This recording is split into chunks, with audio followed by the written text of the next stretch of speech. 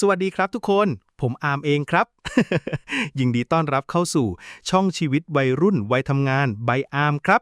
วันนี้อาร์มมีเรื่องที่เชื่อว่าพวกแกต้องเคยเจอหรือกำลังเจออยู่แน่นอนครับ เปิดประเด็นเมื่อชีวิตมันยุ่งจนไม่มีเวลาให้รักเลยแกเอ้ย ชีวิตวนเวียนอยู่แต่กับหนังสือตำราเรียนหรือกองงานจนรู้สึกว่าไม่มีเวลาให้เรื่องความรักเลยใช่ปะเออ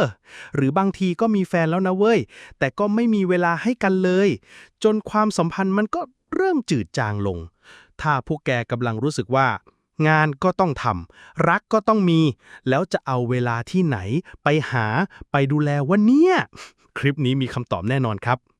อาร์มโคตรเข้าใจเลยครับว่าชีวิตในวัยเรียนหรือวัยทำงานมันยุ่งเบอร์ไหนบางทีก็รู้สึกเหมือนเราเป็นซูเปอร์ฮีโร่ที่ต้องแบกโลกทั้งใบทั้งเรื่องเรียนเรื่องงานเรื่องกิจกรรมไหนจะเรื่องกินเรื่องนอนเรื่องเข้าห้องน้ำอีกแล้วพอหันไปมองรอบๆตัวเพื่อนก็มีแฟนกันหมดแล้วหรือบางคนมีแฟนแล้วก็ยังดูมีความสุขดีแล้วเราล่ะทำไมมันถึงได้ยุ่งขนาดนี้จนไม่มีเวลาแม้แต่จะคิดเรื่องความรักเลยบางทีก็แอบคิดนะว่านี่ฉันต้องแบ่งร่างได้กี่ร่างถึงจะพอเนี่ยบางทีเราก็แอบคิดนะว่าเอ๊ะหรือว่าฉันต้องเลือกอย่างใดอย่างหนึ่งวะจะเรียนหนักก็ต้องโสดจะทำงานเยอะก็ต้องไร้คู่ ไม่จริงหรอกครับอามเชื่อว่าพวกเราทุกคนสามารถสร้างสมดุลระหว่างการเรียนการทำงานและก็มีความสัมพันธ์ที่ดีได้ครับไม่ว่าจะเป็นความสัมพันธ์กับคนรักเพื่อนหรือแม้แต่ครอบครัวเพราะสุดท้ายแล้วความสัมพันธ์นี่แหละครับคือส่วนสำคัญที่ทำให้ชีวิตเรามีสีสันและมีความสุขมากขึ้นครับปัญหาโลกแตกทำไมความรักถึงหายไปในกองงานหรือกองหนังสือแกเคยเป็นแบบนี้ปะมาดูกันครับว่าหลุมพรางหรือปัญหาทั่วไปที่ทำให้พวกเราไม่มีเวลาให้เรื่องความรักหรือจัดการความสัมพันธ์ได้ไม่ดีพอเนี่ยมันมีอะไรบ้างลองเช็คตัวเองไปพร้อมกันเลยนะไม่มีเวลาหาแฟนเพราะเรียนหนักทำงานเยอะกลับถึงบ้านก็หมดแรงแล้วอันนี้คือคลาสสิกเลยครับน้องๆนักศึกษาบางคนเรียนเช้าเรียนบ่ายเรียนค่ำไหนจะกิจกรรมชมรมโปรเจกต์กลุ่มอีกเลิกเรียนก็แทบจะสลบคาเตียงแล้วส่วนพี่ๆวัยทำงานก็หนักไม่แพ้กันตื่นเช้าไปทำงานเลิกดึกกลับบ้านมาก็หมดแรงจะคุยกับใครแล้วบางทีแค่จะตอบไลน์เพื่อนยังต้องใช้พลังงานเท่ากับการวิ่งมาราธอนเลยครับแล้วจะเอาเวลาที่ไหนไปเปิดใจหรือออกไปเจอคนใหม่ๆล่ะแค่หายใจยังเหนื่อยเลยบางทีก็อยากจะบอกว่าขอเวลาไปงีบก่อนนะแล้วค่อยมาคุยเรื่องความรักกันใหม่พรุ่งนี้ มีแฟนแล้วแต่ไม่ค่อยมีเวลาให้กันความสัมพันธ์เริ่มจืดจางอันนี้ก็เป็นอีกหนึ่งปัญหาโลกแตกของคนมีคู่ในวัยเรียนหรือวัยทำงานครับแรกๆก็หวานชื่นดูแลกันดีแต่พอนานวันเข้างานก็เยอะขึ้นเรียนก็หนักขึ้นเวลาก็เริ่มน้อยลงจากที่เคยเจอกันทุกวันก็กลายเป็นสัปดาห์ละครั้งจากที่เคยคุยกันเป็นชั่วโมงก็กลายเป็นแค่กินข้าวยังถึงบ้านยังสุดท้ายความสัมพันธ์มันก็เริ่มจืดจางลงไปเรื่อยๆเหมือนกับต้นไม้ที่ไม่ได้รดน้ำมันก็ค่อยๆเหี่ยวเฉาไปบางทีก็แอบคิดนะว่านี่ฉันมีแฟนหรือมีเพื่อนร่วมงานที่ต้องส่งรายงานกันทุกวัน ความสัมพันธ์กับเพื่อนครอบครัวหรือเพื่อนร่วมงานไม่ได้ทำให้เกิดความเครียดอันนี้ก็นอกจากเรื่องแฟนแล้วความสัมพันธ์กับคนรอบข้างก็สำคัญไม่แพ้กันครับบางคนทุ่มเทให้กับการเรียนหรืองานมากเกินไปจนลืมให้เวลากับเพื่อนสนิทที่เคยไปไหนมาไหนด้วยกันลืมโทรหาพ่อแม่หรือแม้แต่การสื่อสารกับเพื่อนร่วมงานก็ไม่ราบรื่นบางทีก็รู้สึกเหมือนตัวเองเป็นตัวประหลาดที่ไม่มีใครเข้าใจเลยไม่รู้จะเริ่มยังไงดีกับการทำความรู้จักคนใหม่ๆหรือจะสานสัมพันธ์กับคนที่ชอบอันนี้ก็สำหรับคนโสดที่อยากมีคู่แต่ชีวิตมันยุ่งจนไม่มีเวลาไปเจอใครเลยเนี่ยก็จะรู้สึกว่าแล้วฉันจะไปเจอใครที่ไหนวะเนี่ย หรือบางทีเจอคนที่ชอบแล้วแต่ก็ไม่รู้จะเริ่มต้นคุยยังไงดีจะเข้าไปทักก็กลัวเขาไม่สนใจจะชวนไปไหนก็กลัวเขาปฏิเสธมันเป็นความรู้สึกเหมือนยืนอยู่หน้าประตูบานใหญ่ที่ไม่รู้ว่าข้างในมีอะไรอยู่เลยอะครับบางทีก็แอบคิดนะว่าถ้าฉันเอาเวลาไปอ่านหนังสือสอบยังจะง่ายกว่าการไปจีบใครสักคนอีกความกดดันจากสังคมที่มองว่าถึงวัยต้องมีแฟนได้แล้ว อันนี้ก็เป็นอีกหนึ่งความกดดันที่หลายคนเจอครับโดยเฉพาะเวลาไปเจอญาติผู้ใหญ่หรือเพื่อนที่ชอบแซวว่าเมื่อไหร่จะมีแฟนทำไมยังโสดอยู่ด่ะ บางทีก็รู้สึกเหมือนโดนบังคับให้ทำข้อสอบที่ไม่มีเฉลย ทั้งที่เราก็ยุ่งจะตายอยู่แล้ว ความกดดันเหล่านี้ยิ่งทำให้เรารู้สึกแย่กับตัวเอง และยิ่งเครียดกับสถานะความโสดของตัวเองมากขึ้นไปอีก บางทีก็อยากจะตะโกนกลับไปว่าก็งานมันเยอะ แล้วจะเอาเวลาที่ไหนไปหา ฟังดูแล้วมันหนักหนาสาหัสใช่ไหมครับ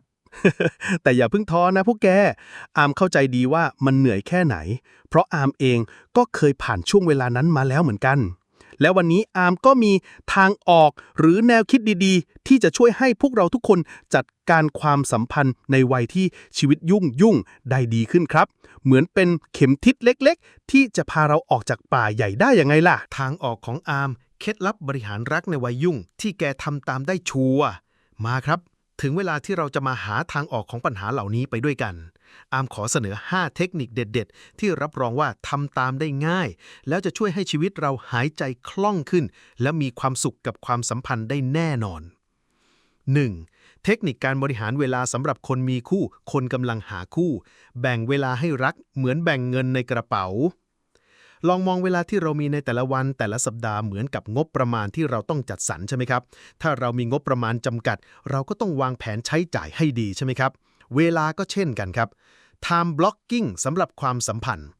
ลองกำหนดช่วงเวลาที่ชัดเจนในแต่ละสัปดาห์สำหรับการทำกิจกรรมร่วมกับคนรักเพื่อนหรือครอบครัวครับเช่นทุกวันพุธตอนเย็นคือเวลาดูหนังกับแฟนหรือทุกวันอาทิตย์ตอนเช้าคือเวลาโทรศัพท์หาพ่อแม่เป็นต้นการกำหนดเวลาที่แน่นอนจะช่วยให้เราไม่ผลัดวันประกันพรุ่งแล้วทำให้คนรอบข้างรู้สึกว่าเราให้ความสำคัญกับเขาจริงๆร่วมกิจกรรม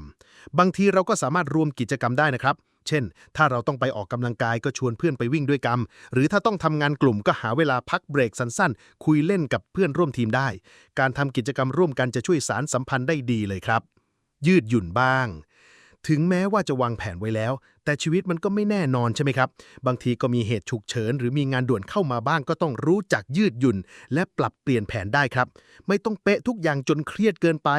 เหมือนสายรัดยางที่ยืดหยุ่นได้ไม่ใช่ไม้บรรทัดที่แข็งทื่อนะ 2. สร้าง quality time แม้มีเวลาน้อยไม่ต้องเจอกันทุกวันก็ได้แต่เน้นคุณภาพสำคัญกว่าปริมาณหลายคนเข้าใจผิดว่าการมีเวลาให้กันเยอะๆคือการเจอกันบ่อยๆครับแต่จริงๆแล้วคุณภาพสำคัญกว่าปริมาณครับ micro moments ที่มีความหมายลองหาช่วงเวลาสั้นๆในแต่ละวันที่เราสามารถเชื่อมโยงกับคนสำคัญได้ครับเช่นส่งข้อความให้กำลังใจตอนเช้าโทรคุยกันสั้นๆตอนพักเที่ยงหรือแม้แต่การส่งมีมตลกๆให้กันแค่5นาทีที่มีความหมายก็ดีกว่า5ชั่วโมงที่นั่งเล่นมือถืออยู่ข้างๆกันหรือบางทีก็เล่นเกมด้วยกันแป๊บเดียวก็ฟินแล้วนะเดทเล็กๆน้อยๆไม่จำเป็นต้องไปดินเนอร์หรูๆหรือว่าไปเที่ยวต่างจังหวัดเสมอไปครับแค่ไปเดินเล่นในสวนสาธารณะทำอาหารง่ายๆกินกันที่บ้านหรือดูหนังพร้อมกันก็ถือเป็นเดทที่มีคุณภาพแล้วกิจกรรมที่ทำร่วมกันแล้วมีความสุขลองหากิจกรรมที่ทั้งสองฝ่ายชอบทำร่วมกันครับเช่นเล่นเกมด้วยกันอ่านหนังสือเล่มเดียวกันแล้วมาแลกเปลี่ยนความคิดเห็นกันหรือเรียนคอร์สออนไลน์สั้นๆด้วยกันการมีเป้าหมายร่วมกันจะช่วยสานสัมพันธ์ให้แน่นแฟ้นยิ่งขึ้น3. สื่อสารกันให้มากขึ้นเปิดอกคุยกันไปเลยครับตารางชีวิตความกดดันความต้องการการสื่อสารคือหัวใจสำคัญของทุกความสัมพันธ์ครับโดยเฉพาะในวัยที่เรามีภาระเยอะๆการสื่อสารที่ชัดเจนจะช่วยลดความเข้าใจผิดแล้วสร้างความเข้าใจกันมากขึ้นบอกเล่าตารางเวลาและความยุ่งครับอย่าเก็บไว้คนเดียวครับลองบอกคนรักเพื่อนหรือครอบครัวว่าช่วงนี้เรากำลังยุ่งกับอะไรบ้างมีงานอะไรที่ต้องรับผิดชอบเพื่อให้พวกเขาเข้าใจและไม่รู้สึกว่าเราละเลยพวกเขาไม่งั้นเดี๋ยวจะเข้าใจผิดว่าเราแอบไปมีกิ๊กนะเปิดใจคุยเรื่องความกดดันและความต้องการถ้าเรากำลังเครียดกับเรื่องเรียนหรืองานก็ลองระบายให้คนที่เราไว้ใจฟังดูครับบางทีแค่ได้พูดออกไปก็รู้สึกดีขึ้นแล้วอย่าลืมบอกความต้องการของเราด้วยเช่นช่วงนี้ฉันอาจจะตอบช้าหน่อยนะแต่ไม่ได้หมายความว่าไม่สนใจหรือฉันอยากให้เธอเข้าใจว่าฉันกำลังพยายามอย่างเต็มที่รับฟังซึ่งกันและกันการสื่อสารไม่ใช่แค่การพูดฝ่ายเดียวครับการเป็นผู้ฟังที่ดีก็สำคัญไม่แพ้กันลองตั้งใจฟังสิ่งที่คนรักหรือเพื่อนพูดแล้วพยายามทำความเข้าใจในมุมมองของพวกเขาด้วย 4. การสร้างเครือข่ายสังคมออกไปเจอผู้คนใหม่ๆนอกรั้วมหาลัยนอกออฟฟิศเพื่อเจอเนื้อคู่สำหรับคนโสดที่อยากมีคู่หรือคนที่อยากขยายวงสังคมการออกไปเจอผู้คนใหม่ๆคือสิ่งสำคัญครับไม่ต้องกลัวว่าจะไม่มีเวลาเพราะเราสามารถเลือกกิจกรรมที่เหมาะกับไลฟ์สไตล์ของเราได้ คอร์สเรียนสั้นๆหรือเวิร์กช็อปที่สนใจเช่นคอร์สสอนทำอาหารคอร์สถ่ายภาพคอร์สภาษาหรือเวิร์กช็อปพัฒนาทักษะต่างๆการได้เจอคนที่สนใจสิ่งเดียวกันจะทำให้เรามีเรื่องคุยกันได้ง่ายขึ้นแล้วอาจจะเจอคนที่ใช่ก็ได้นะแต่ถ้าไปเจอแต่เพื่อนร่วมงานเก่าๆก็ถือว่าได้ขยายคอนเน็กชันนะชมรมหรือกลุ่มกิจกรรมไม่ว่าจะเป็นชมรมวิ่งชมรมอ่านหนังสือกลุ่มอาสาหรือกลุ่มที่รวมตัวกันทำในสิ่งที่เราชอบการเข้าร่วมกลุ่มเหล่านี้จะช่วยให้เราได้เจอคนที่มีความสนใจคล้ายๆกันแล้วมีโอกาสสานสัมพันธ์ได้ง่ายขึ้นด้วยอาสาสมัครการทำกิจกรรมอาสานอกจากได้ช่วยเหลือสังคมแล้วยังเป็นโอกาสที่ดีในการเจอคนดีๆที่มีจิตใจคล้ายๆกันด้วยนะครับลองหาโครงการอาสาที่เราสนใจดูนะใช้แพลตฟอร์มออนไลน์อย่างชาญฉลาดไม่ได้หมายถึงให้เล่นแต่แอปหาคู่อย่างเดียวนะแต่หมายถึงการใช้โซเชียลมีเดียหรือกลุ่มออนไลน์ที่เกี่ยวกับความสนใจของเราเพื่อสร้างการเชื่อมโยงกับผู้คนที่มีไลฟ์สไตล์คล้ายๆกัน 5. การจัดการความสัมพันธ์กับคนรอบข้างดูแลเพื่อนครอบครัวเพื่อนร่วมงานให้ดีชีวิตจะได้แฮปปี้นอกจากคนรักแล้วความสัมพันธ์กับเพื่อนครอบครัวและเพื่อนร่วมงานก็เป็นรากฐานสำคัญของชีวิตที่มีความสุขครับการดูแลความสัมพันธ์เหล่านี้ให้ดีจะช่วยให้เรามีพลังบวกและลดความเครียดได้เยอะเลยให้เวลากับครอบครัวแม้จะยุ่งแค่ไหนก็พยายามหาเวลาโทรหาพ่อแม่หรือกลับไปเยี่ยมบ้านบ้างครับแค่ได้คุยกันสั้นๆก็ช่วยเติมพลังใจได้เยอะแล้วไม่งั้นเดี๋ยวจะโทรมาถามว่านี่แกยังมีชีวิตอยู่หรือเปล่าเนี่ยรักษามิตรภาพเพื่อนแท้หายากนะครับพยายามหาเวลาเจอเพื่อนสนิทบ้างหรืออย่างน้อยก็ส่งข้อความทักทายกันบ้างการมีเพื่อนที่เข้าใจและพร้อมรับฟังจะช่วยให้เราผ่านช่วงเวลาที่ยากลำบากไปได้สร้างความสัมพันธ์ที่ดีกับเพื่อนร่วมงานการทำงานเป็นทีมต้องอาศัยความร่วมมือครับการสร้างบรรยากาศที่ดีในที่ทำงานด้วยการสื่อสารอย่างสุภาพให้เกียรติและช่วยเหลือซึ่งกันและกันจะทำให้การทำงานราบรื่นขึ้นเยอะเลยครับรู้จักขอบคุณและขอโทษ2ทำง่ายๆที่มีพลังมหาศาลครับการรู้จักขอบคุณเมื่อได้รับความช่วยเหลือและรู้จักขอโทษเมื่อทำผิดพลาดจะช่วยรักษาความสัมพันธ์ให้ยั่งยืนได้ครับผม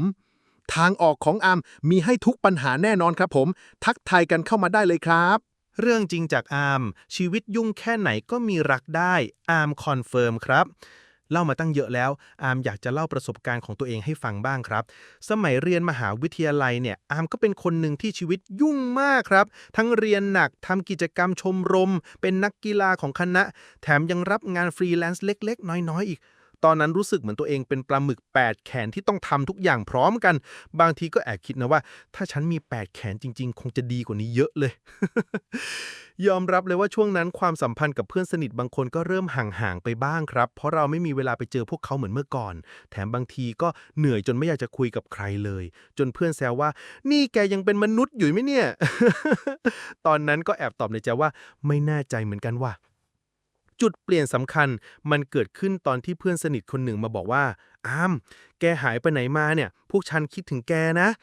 ประโยคนี้แหละครับที่ทำให้ผมฉุกคิดได้ว่าเรามัวแต่ทุ่มเทให้กับเรื่องเรียนเรื่องงานจนลืมให้ความสำคัญกับคนที่อยู่รอบข้างไปเลย